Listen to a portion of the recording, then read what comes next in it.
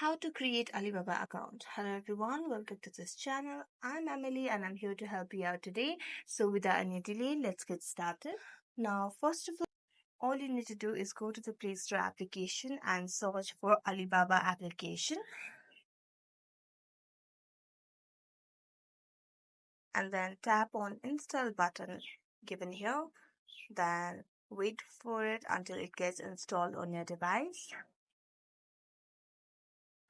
Now, after getting installed, you can just tap on open and it will lead you to the home page of Alibaba.com. Now, it will look something like this, and you have two options over here to get started and to register or sign in.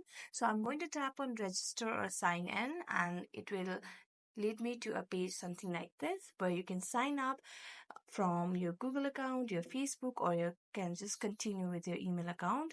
So, here I'm typing on Google. And then I just have to tap on continue and give my login credentials. Then tap on continue.